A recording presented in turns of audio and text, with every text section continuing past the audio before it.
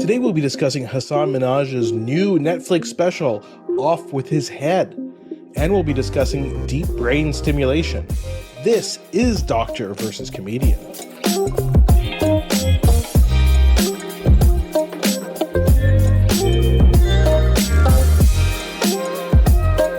I'm Dr. Asif Doja, and this is the Doctor of Laughs. Not a real doctor. Ali Hasan. Every episode I pick a topic for Ali from comedy and entertainment, and I question him about it. Then Ali picks a topic for medicine and health and grills me on that topic. Today we'll be discussing Hasan Minhaj's new special, Off With His Head. And we'll be discussing deep brain stimulation. So Hasan Minhaj, he had a new special that came out. Ali was like texting me like, oh, we should probably talk about this. I'm like, do we have to?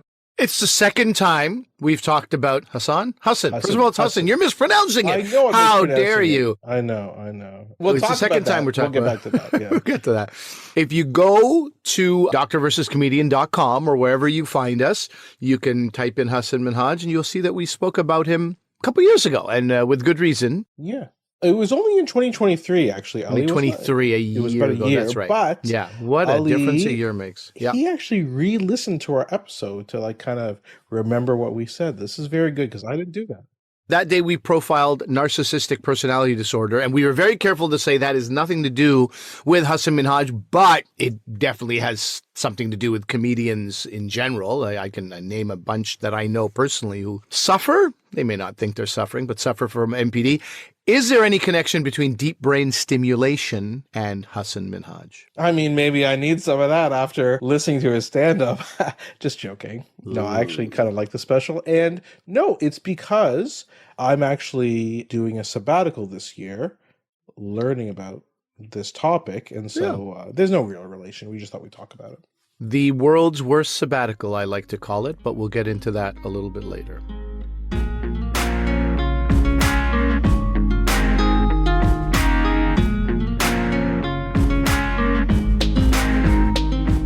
Okay, Ali, let's talk about Hasan Minhaj's, I'm just going to keep changing the pronunciation, which is, again, a joke that he makes in the stand-up special. Let's talk about the special in a second, but do people remember what's going on with him, who he is, and the controversy that we talked about last year? We don't have to go through everything, but...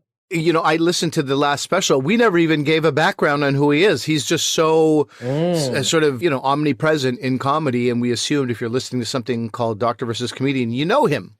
Let me give a little bit of BG here in case you don't. We assumed you did. If you don't, I just want you to know he has been a comedian for quite some time. He would have started in 2004, 2005. In 2008, he won one of the local sort of radio station best comic standing competitions in California where he lived. That resulted in him being an opening act for Cat Williams, Pablo Francisco, Gabriel Iglesias. I mean, these are like top 50 comedians of all time type of vibe. So he started with a bang, let's just say. He moved in 2009 to LA from Davis, California, I believe is where he's from. NBC had this program called Stand Up for Diversity. He was a finalist for that. From there, small shows. He had his own YouTube show, YouTube videos he used to do. He had a guest role on Arrested Development. It was kind of a blink and you'll miss it kind of thing. When you know what Hasan Minhaj is capable of on screen, they did not maximize that in any way. He hosted Stand Up Planet in 2013. I don't even know what that is. The truth with Hasan Minhaj, I remember that from 2013. I would watch some of those videos. Very edgy, very opinionated stuff. And then let me tell you this thing, and I have an interesting connection to this. He voiced, in 2014, Rabbi Ray Rana in the video game Far Cry 4. How is that relevant to any of us? I'll tell you, actually. He reached out to me on Facebook, and I went back and I checked the Facebook message this morning as well. I was like, oh, yeah. In 2014, he was in Montreal. And all he had told me is he's working for Ubisoft, but he was also going to be at Just for Laughs. And he said, hey, man, Dave Merhej, our buddy Dave Merhej, recommended I reach out to you. You're a Montrealer and you might know some rooms I could get on. And I said, oh, yeah. Hey, he introduced himself to me. I said, oh, Hasan, I'm a fan. Happy to help in any way. So I got him some sets on the Monday, Tuesday, Wednesday of that week. It all worked out. This was a time where I had a lot of respect in Montreal. I just would reach out to people. They would be like, oh, yeah, sure, we'll have that guy on. And so he was very grateful. And then I was like, hey, man, which show are you on in Just for Laughs? I'm going to be there next week. He goes, I'm on New Faces. So then I went to the New Faces show and I said to him in Facebook, I was like, hey, but great MJ joke. You had a great set. It was a pleasure to see you. And he goes, thank you. I don't even remember that MJ joke now. But like, so I went to see him, but I never connected with him in person. But this is what he was there for. And I think that was the start. That was the rise of Hasan Minhaj's career. And then, of course, a number of years later, I interviewed him on Q when I was a guest host on Q. I interviewed him, which is also something we're going to talk about today because there's an interesting connection in this special. Yeah, we're going to reference exactly. He doesn't talk about your interview, but he talks about no, he doesn't interview, but it's all related. So we will get back to that. And of course, around this time that you had interviewed him, I think you interviewed him when Patriot Act was on. Is that correct? It is correct. Yeah, but before that, of course, he was a correspondent on The Daily Show. Did quite a good job with that. And then, of course, Trevor Noah became the host of The Daily Show. Hasan then kind of pivoted and did Patriot Act on Netflix, which was, again, kind of the same sort of news commentary show, similar to John Oliver, similar to The Daily Show. Two things he did in 2017 that are worth mentioning. Homecoming King. It's a great special, great stand-up special in 2017. Also in 2017, White House Correspondents' Dinner. Right, he did a great job. That was great. That was super really good. solid. No, listen, his star was rising, and again, I may have mentioned this when we did our episode last year, but I loved Homecoming King. So Ali and I mean, people don't believe it, but I do public speaking as well, right? Like not like Ali does in front of thousands of people, but I have to give talks at conferences. I'm giving one in a couple of weeks. And so the idea of doing like a presentation in front of people and a PowerPoint, but the way he did these things, and people make fun of him a bit, but I think it's a bit unfair to say he's basically doing a TED Talk or PowerPoint instead of like a stand-up comedy hour. I don't quite agree with that because he's trying to tell a story all the way through, and he tried to do it with his, not this current one, but his previous ones.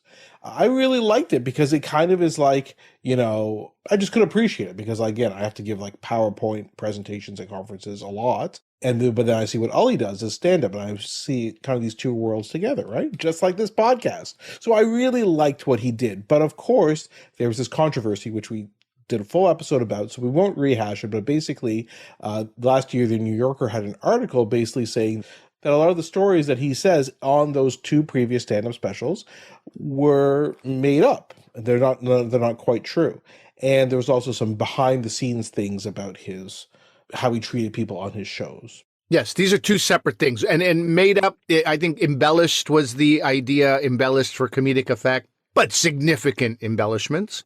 I mean, he talked about like receiving like an anthrax scare with his family. That did not happen, okay? Like, so that's what I mean. And his family, yeah. The story is 2/3 true, and then the last third, that part never he was getting death threats to his house. He was getting the mail. But out of the envelope, never did any powder fall, and never did it fall on his daughter, and never did he have to take his daughter to the emergency room. And so I don't know. I guess your 2/3, 1/3 may vary on your opinion. You know what? My math is off. My math is off. It's fine. It's fine. I think listen, we come from different perspectives, right? I'm all about evidence and stuff like that. And you're a comedian. I mean, you do that all the time. And we talked about it in the last episode in terms of you embellish stories. You say, hey, the other day I was walking down Yonge Street in Toronto. No, you weren't. That didn't happen.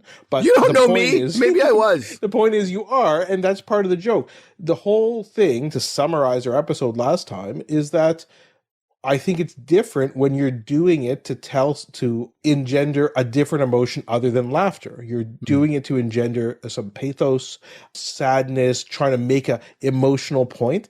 That's very different than doing a comedy show. And I don't think he gets it still, and we're going to talk about his response, or perhaps lack thereof, in his new special. But that was basically the issue. And I think we both kind of felt like that, maybe to varying degrees. I don't know. You listened to the episode.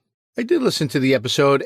We did feel that my main issue, Asif, was that he was relied on for comedic news in the most rigorously fact-checked environments. Right, exactly. Both The Daily Show and Patriot Act. So when you hear Hasan Minhaj, and as I said, it's unfortunate for him, but it is the truth. We depend on him for facts. That's how he has trained us, whether he wanted to or not. And that was my big issue. That was his choice. He decided to do that. And that's what we got from his comedy specials. That's what we got from Patriot Act and Daily Shows, you said. So he dug this own hole for himself.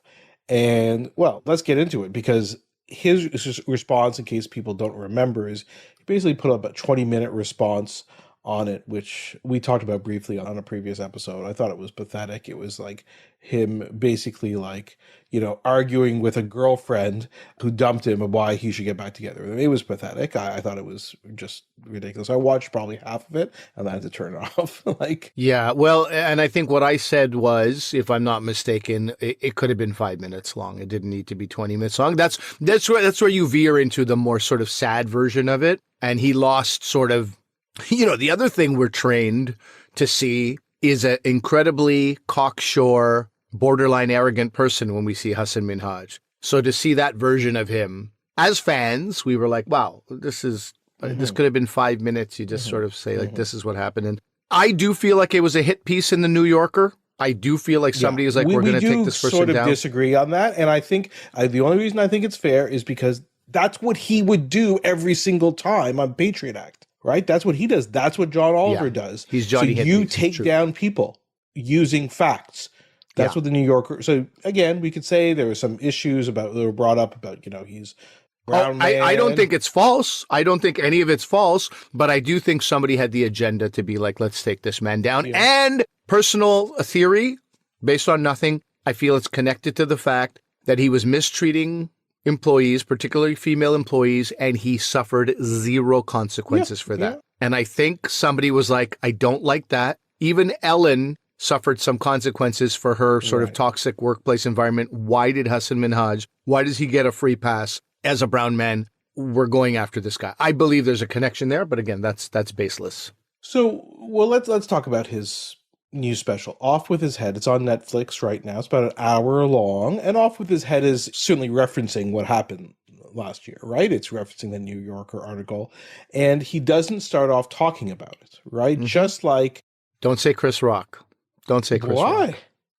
That was something else altogether. I mean, yes, Chris Rock, oh gosh. Chris Rock left us hanging till the very final joke. And we waited and we waited and we were all together in it. And it was beautiful. This was less so. This was not beautiful. No. Don't get me wrong. The only thing that they have in common is that they didn't talk about it at the beginning of the special. Gate. Sure. That's it. Completely different circumstances. But it certainly people want him to address it. And we could talk about how they addressed it, which Chris Rock, well done. This one, well, we'll get to it. So he starts off with it's basically just a regular stand-up set. There's no PowerPoint. He does a couple things I'm going to ask you about his style, Ali, in a second. But he basically starts talking about COVID-19 and how, people should have been happy that older people were dying because there's more houses and less of a housing crisis, right? And he's basically being very controversial. This is a very, I thought, again, we don't like Louis C.K. I don't, but a very Louis C.K. type of thing. Trying to do some slightly offensive things in the beginning. Bill Burr does this too. He slams Ruth Bader Ginsburg, right? Like, why didn't you retire when we had a Democrat in the White House, right? Now basically you're trying to stay in, and people were like, yeah, women's lib, and now we have the Roe versus Wade overturned, So it's very interesting how he gets into some of those things. And it's about 20 minutes before he gets to this subject, right? So what did you think about him addressing it or not addressing? What did you think? Do you remember the Mario Batali controversy? Yes, of course. We've talked about it here. In case you haven't heard that episode, Mario Batali accused of sexual impropriety with coworkers and various people he was a chef in New York. He apologized in the written form. Okay, I think it was on Twitter or Facebook, and there was no Instagram yet. He apologized, I think, on Twitter. I apologize to all the people that I've affected negatively. I apologize to my family. I need to work harder. I need to, come to terms with this. We have a lot of work to do. And I would be remiss, because it's the Christmas season, to not include my recipe for my famous, pizza rolls. Pizza cinnamon rolls. Yes. Pizza cinnamon rolls. Yeah. And it's like, what do you, like, Every single word of that apology is garbage because of these pizza cinnamon rolls. I'm not going to say he Mario Batali'd it. I'm going to say it was reminiscent in some way of Mario Batali. I was like, this is not... People are waiting to see what you say. You already had your 20-minute sad thing. What are you going to say here? How are you going to address this? He said one thing that destroyed the entire apology for me. He said, and man, I'll tell you, I continued to think about this for 5 more minutes into the special, even though he was doing some great jokes and some brilliant stuff. I was still like, what the hell was that? He says, now on my Wikipedia page, there's a controversy section. And it wasn't for something cool. He goes, it wasn't even for something cool. I'm going to get the exact quote so that I don't say the wrong thing. You know, I too should hold myself to Hasan Minhaj's. And just so people know, we'll include links to a few articles that talk about the stand-up special. One's from Slate, one's from Time, and one's from Vulture. And they have, I kind of agreed with basically everything they said in these articles. Like, nobody's super praising what's going on. Very interesting that, you know, the Time magazine article is a little bit more positive, written by a white man. Slate, written by a black woman. What was the other one? Vulture, written by a brown man. The people of color are more critical of him, and then the white guy was more sort of positive. And I thought that was interesting. And anyway, here's the quote. You know, I didn't F a porn star. I didn't diddle a boy. I got caught embellishing for dramatic effect. So he says it's a dorky controversy. It's not even cool. Okay, I didn't bang a porn star. I can see how certain circles that might be considered cool. Why did you put diddle a boy in there? What the? Where? How is that cool? Where's that? Like, you're suggesting that your controversy is dorky instead of cool. I didn't do a cool thing, like have sex with a porn star. Very weird. Or diddle a boy. I was like, what? This guy chooses every word very carefully. It's not a loosey-goosey set. Every word is crafted. Every movement is perfect. Diddle a boy, why is that in there? Who thinks that that's cool? I mean, that's where the Mario Batali thing comes in. It's like, dude, you've ruined your own apology. And I know this wasn't an apology. It wasn't. But it was a mea culpa. It was a little bit of like, here's what really happened. You know what I mean? I don't know. I found that to be just... Yeah, it was strange. And then basically he says, you know, I lie all the time. And he gives the example of, you know, donating to the Diabetes Foundation when you get that little thing at the automatic checkout at the pharmacy. You know, oh, you want to donate $2 and I'll do it later, you know, but he's not going to do it. Again, he misses the whole point of all of this. He misses the whole point. And he goes, I'm a heterosexual man. I lie all the time. First of all, the type of lying you just described has nothing to do with heterosexuality or gender. Yeah. It's a very strange thing, right? So he's not really apologizing, as you said. And you know what? I don't think he has to apologize. To be honest, I don't think he has to because he already did his 20-minute thing. That wasn't an apology, but anyway. Okay. Well, that 20-minute, that was like an explanation of what I really meant and all that. Yeah, he doesn't show any like sort of remorse, but I told you back then, I'm like, this is not going to affect him in any way. He lost The Daily Show, but his numbers, a guy with 2 million followers is going to lose maybe 200,000 people, and then he's going to gain more and he's going to be fine. He's lost nothing. You did say that. You were right. And the people are lapping up this special. So that's one thing. He also never, I don't think, he may have done in that 20-minute video that he posted to YouTube, but I didn't watch the whole thing, talk about his treatment of employees and especially women. And he certainly doesn't talk about that in this special at all. No, he's not talked about that. And that's actually even more damning because he just ignored all that stuff and he really just focused on the lying thing because it affected him personally because he lost The Daily Show. Yeah. The one time I heard him talk about it was with Mark Maron. Mark asks a question, not fully super pointed, but pretty close to pointed question. And Hasan goes, look, it's really weird to find out about these things after the fact. Like nobody complained at the job. Fair enough, yeah. Why didn't people just come up to us and tell us at the time when there is something we could have done about it? That's the only time I've heard him talk about it. And which is a fair statement. Fair statement. It's slightly dismissive.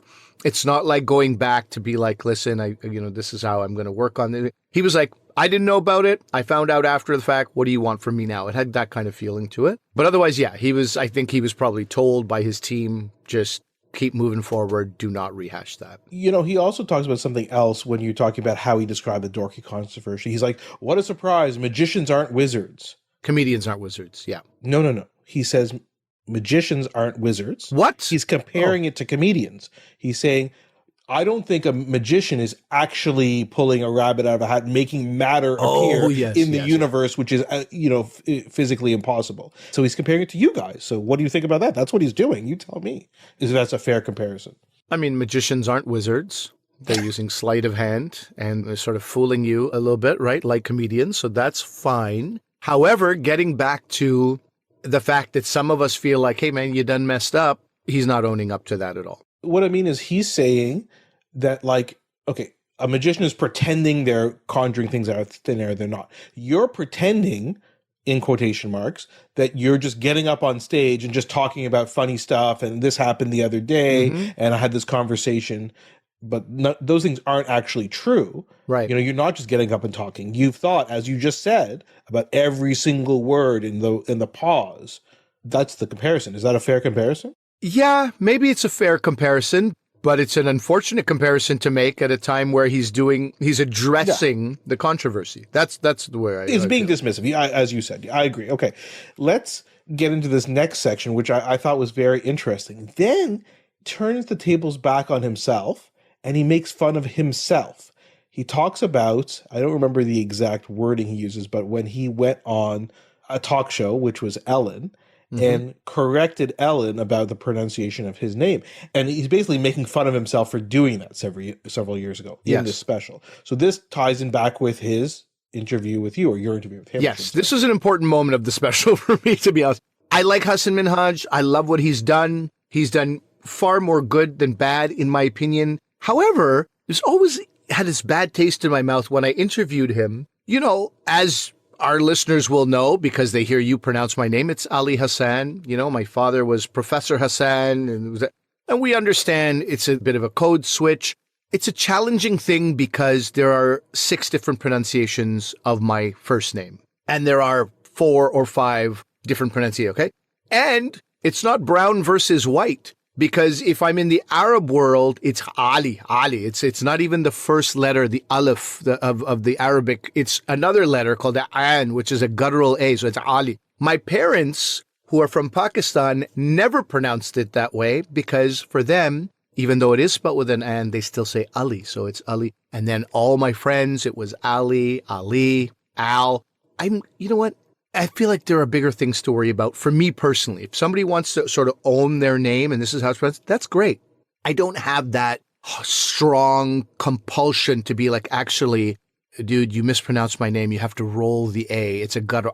You have to, if you're not dry heaving, you're not pronouncing. I don't want to go through that with people. So I'm fine with all that. I tell him this, like, because he had just done this on Ellen. And I was like, dude, I get it. My name is Ali Hassan, but I don't know if I would correct anybody.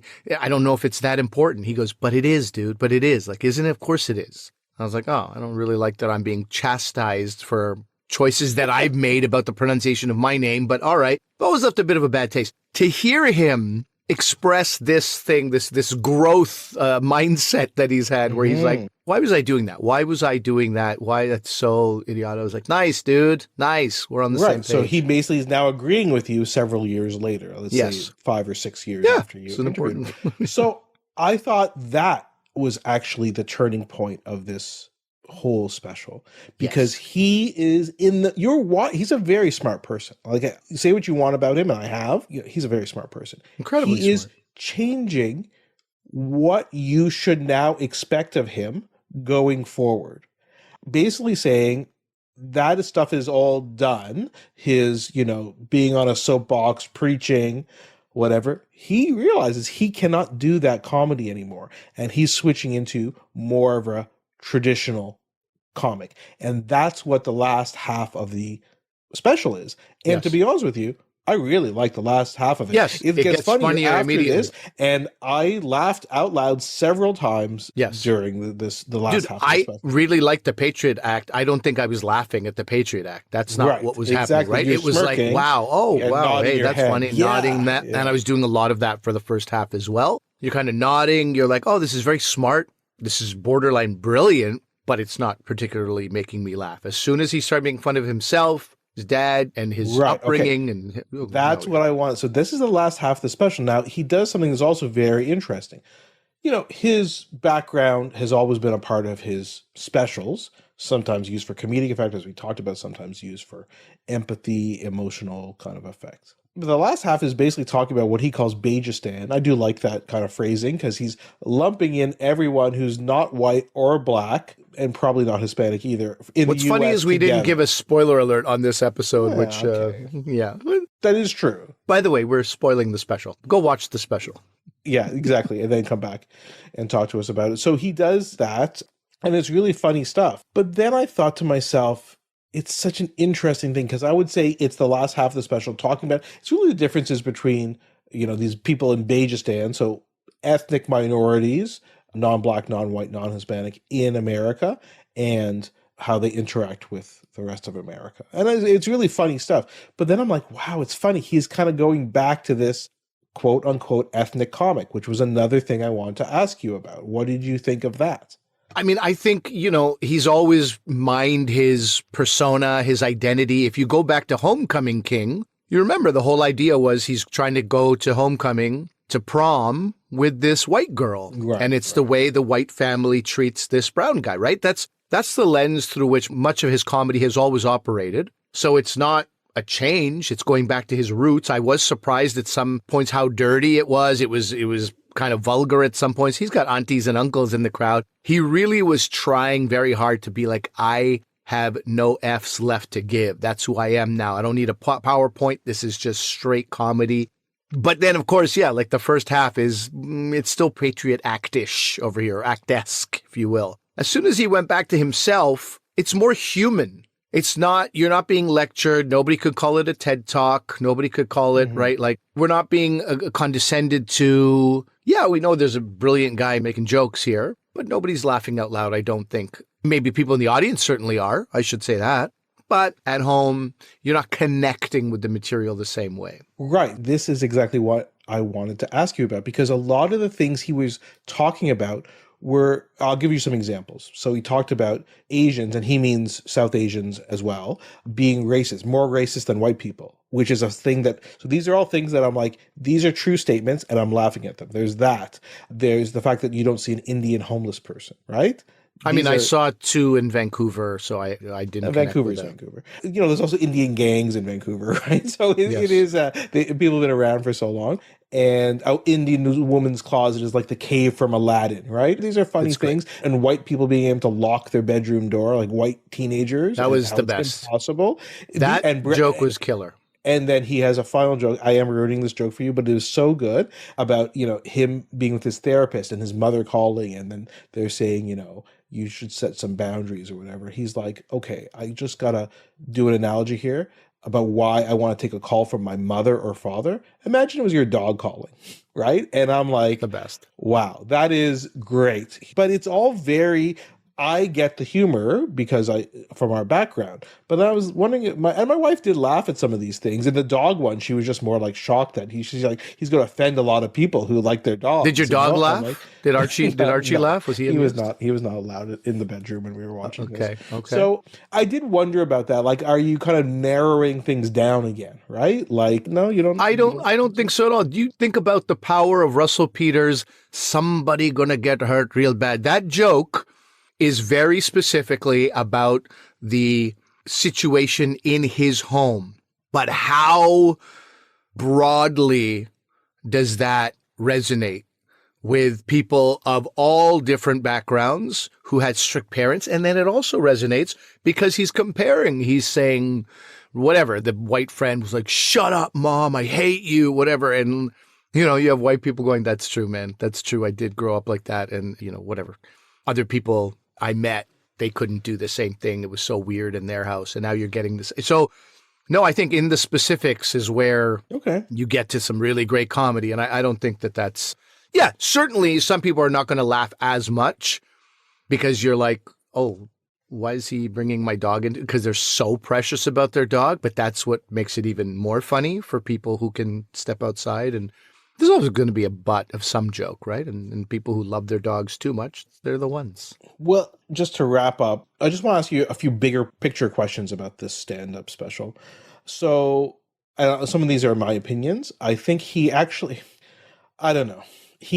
I thought very half-assed, made some Palestine-Israel jokes, very half-assed. And I'm like, listen, man, if you're going to talk about that, just do it. Don't. They're almost not even worth including. Okay, that's interesting. I disagree.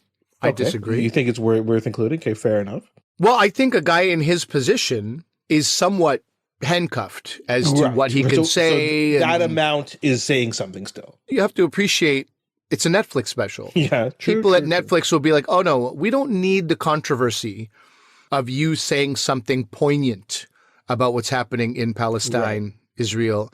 So if it can be treated as a joke and dismissed by some, regarded as important by others, that's, I think, the right space to dabble in for him. Otherwise, it's getting cut from the special. Somebody's editing it.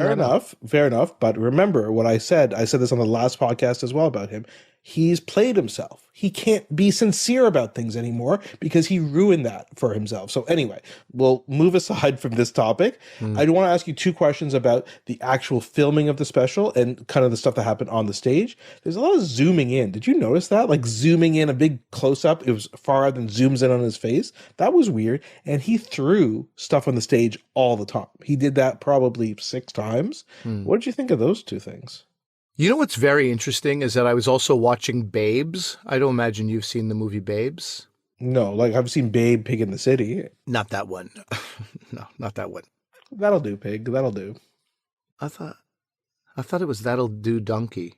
No, I'm talking about the movie Babes with Ilana Glazer, Michel Buteau. Hasan Minhaj plays Michel Buteau's husband. And we've also seen him and appreciated him in The Morning Show on Apple. On stage, somehow, there's this incredible level of what I would consider overacting. I have a friend who's a fantastic comedian. When a bunch of comedians do well before him, out of a sense of insecurity, he gets on stage and it's all kinds of wildness happening on stage. That's not really necessary. The jokes are good. The jokes are going to work. You don't need to do the extra whatever, shucking and jiving or whatever you want to call it. It feels like that. Meanwhile, Babes, I thought he was the best actor in that film, and he's a very supporting secondary role.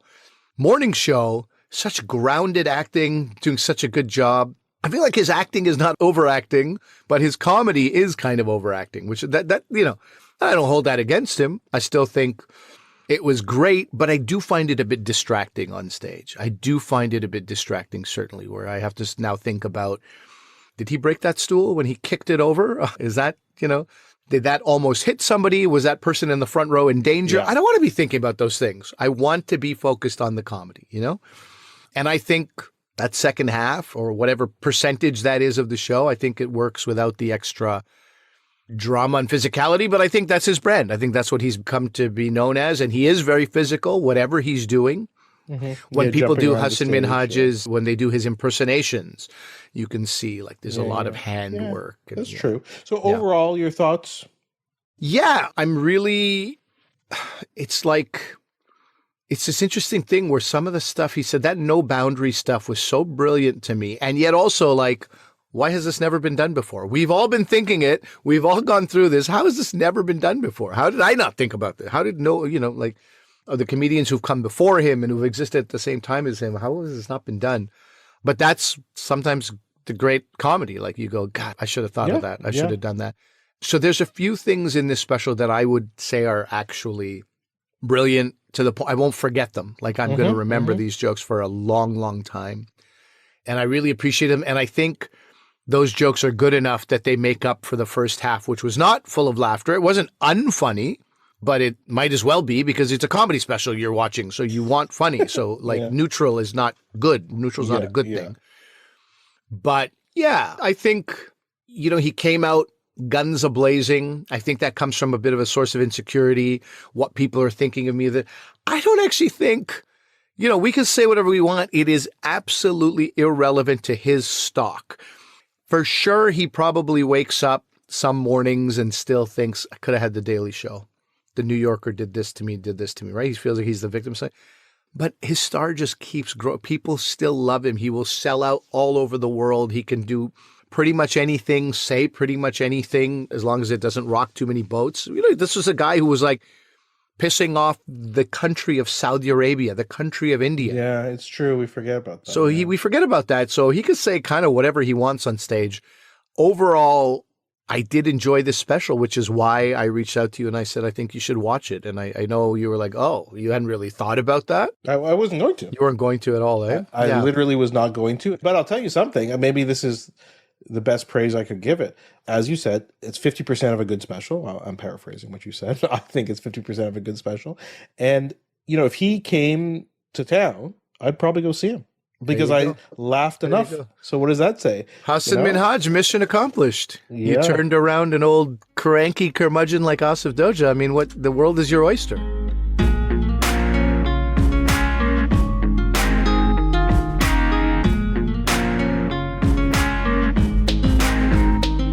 Okay, now, if you are not stimulated enough in the brain, guess what? It's about to happen. We are talking about actual deep brain stimulation, a phenomenon that I'm not familiar with, other than just a cursory sort of, what do you want to call it, dictionary definition.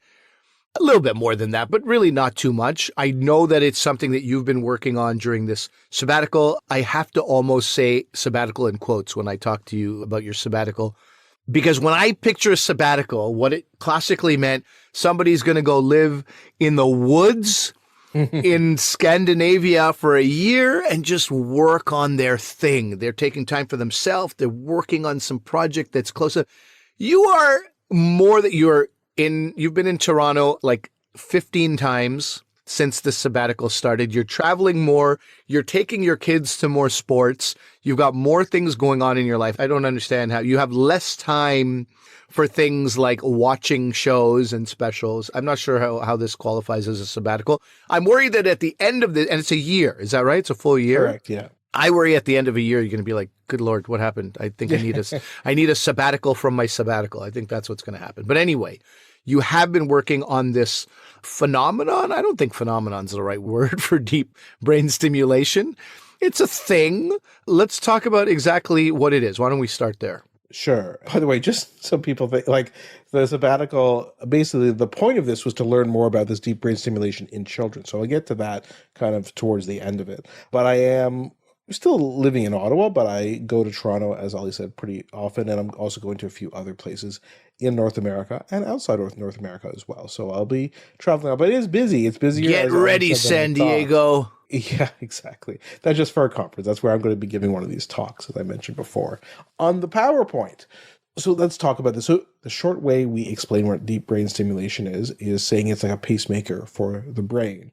And, now we're able to, over time, it started around in the 1990s where you could combine the technology of implantable pacemakers with implanting deep electrodes in the brain. We've been implanting deep electrodes in the brain for a while to measure electrical potential. For example, when patients may have surgery for epilepsy, again, we've talked about that before in the podcast, sometimes you need to put electrodes deep in the brain to actually record where the misfiring is occurring. Can we just back up for 1 second?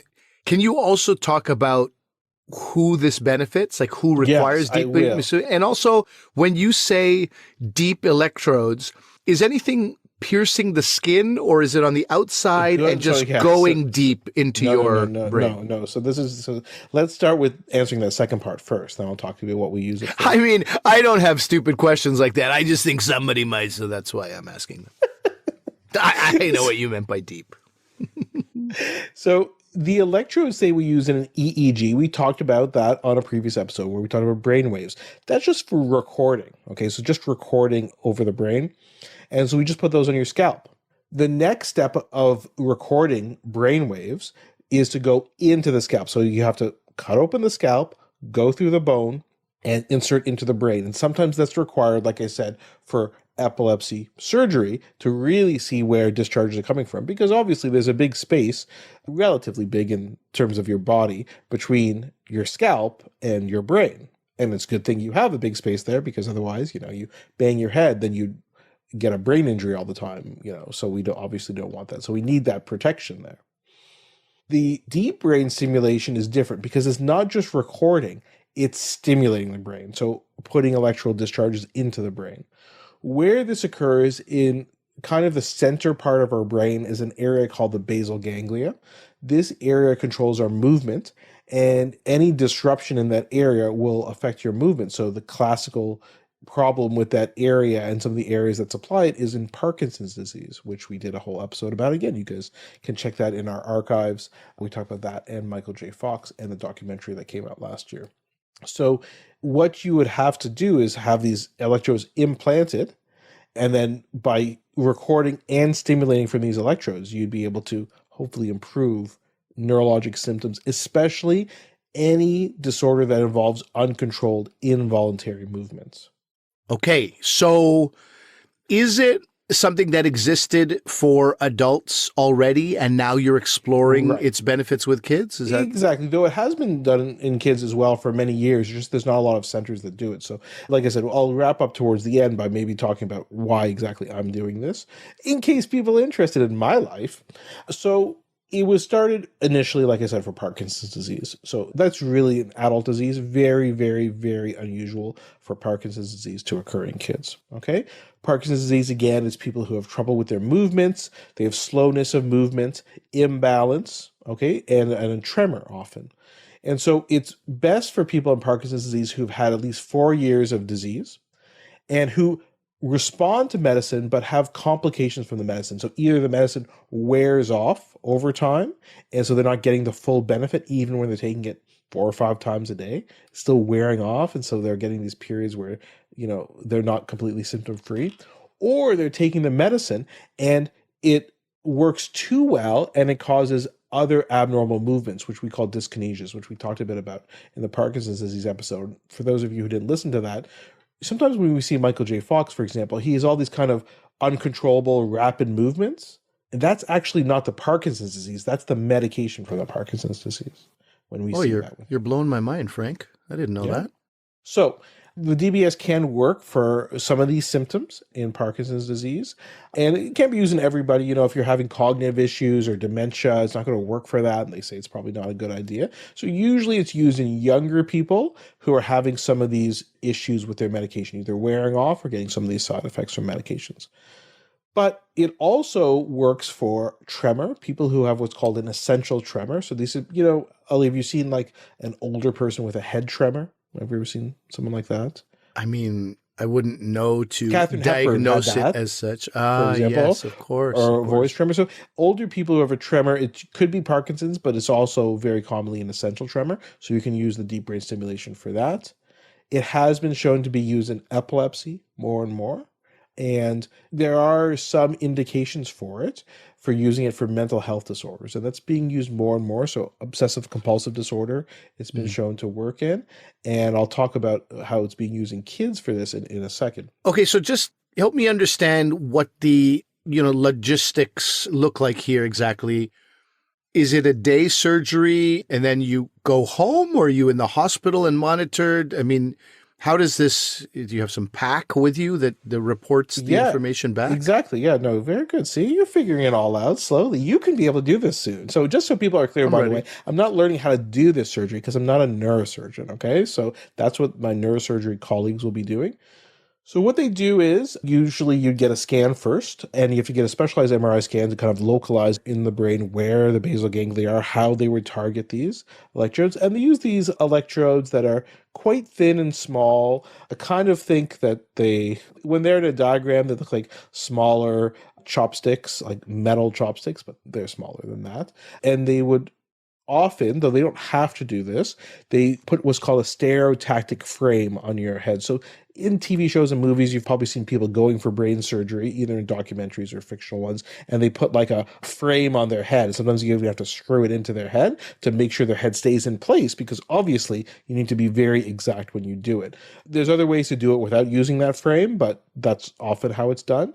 And because they want to see the effect of movement and where they're going in the brain, a lot of these surgeries are done awake.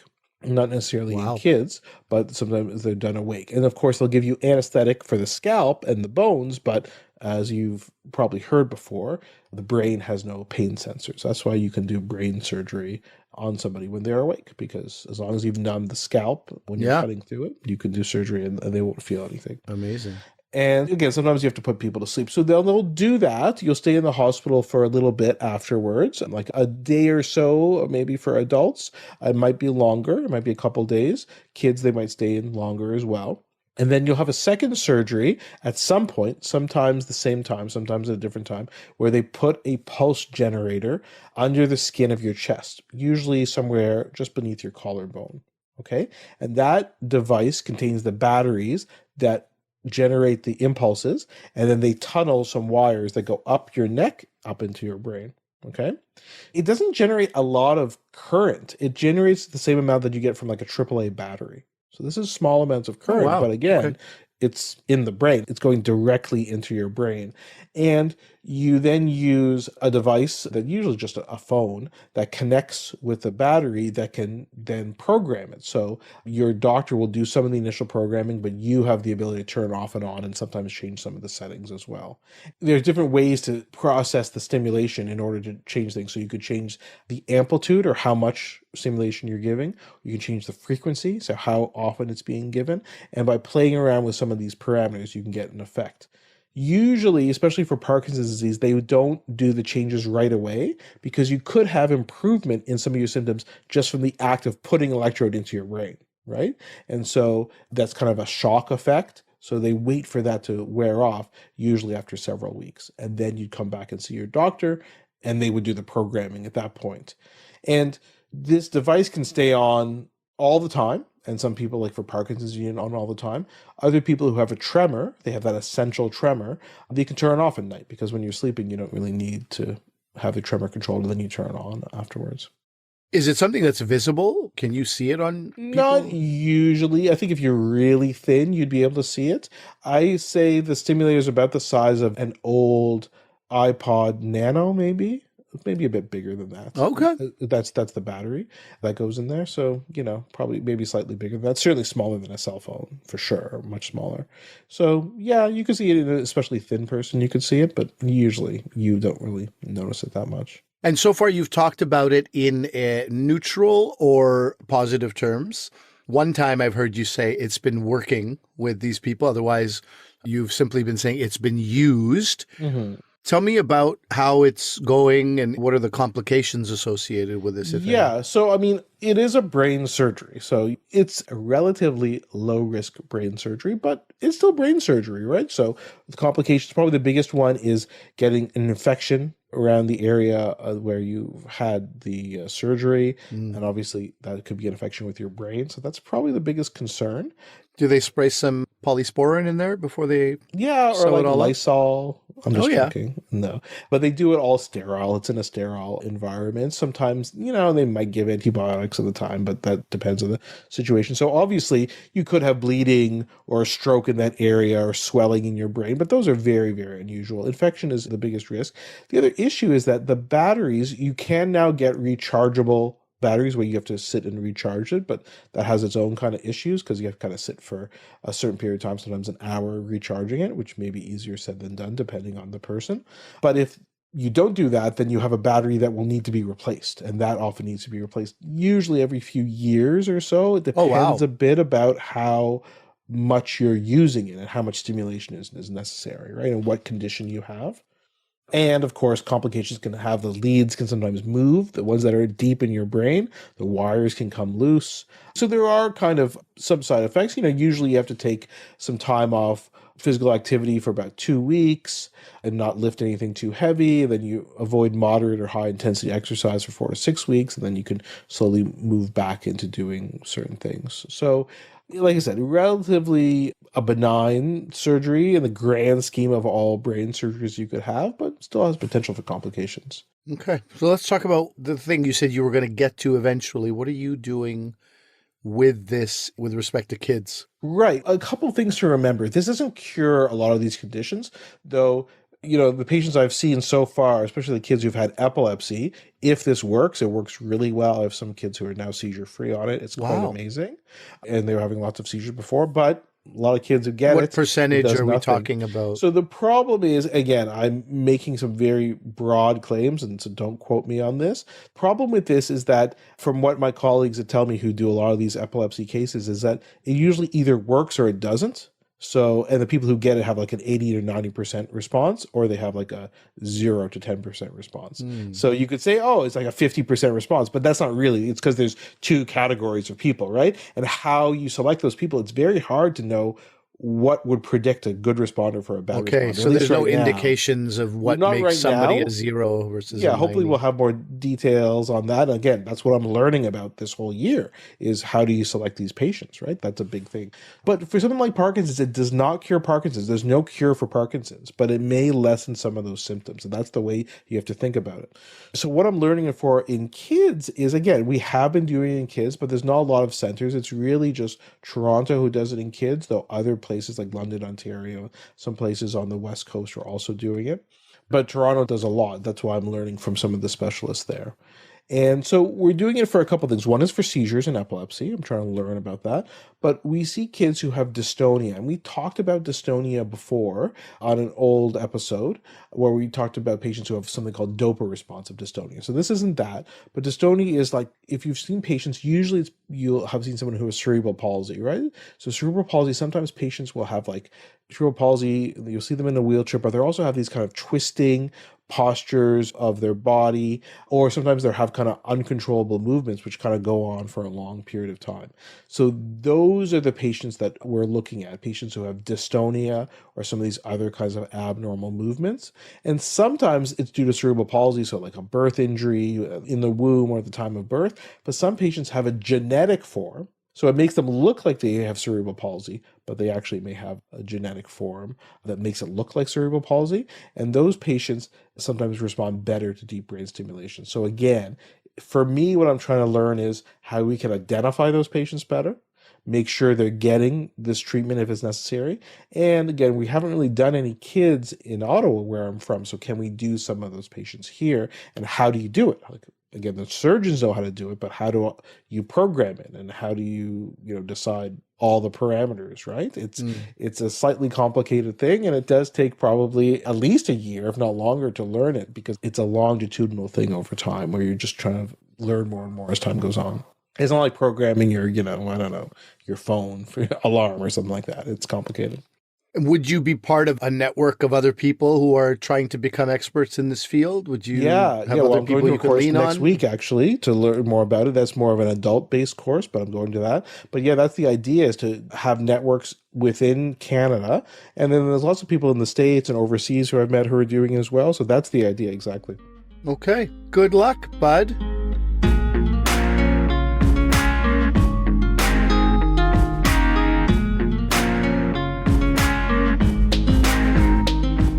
So that's our episode for today. Let us know what you guys thought. Very curious. As Ali mentioned, we probably should have given a spoiler warning if you hadn't watched the special from Hasan Minhaj. An après spoiler is pretty good. That's a good word. Yeah. That's helpful to people.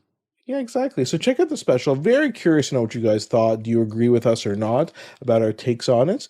Let us know, drvcomedian@gmail.com, drvcomedian on Twitter, Facebook, Instagram. We are everywhere. I am on the sabbatical this year, but still got time for the podcast. Hopefully I'll have even more time for the podcast, but we'll see, because again, we do have some interviews coming up in the next couple of months that I think you guys will find very interesting. Speaking of time for the podcast, I listened this morning to half of a previous episode.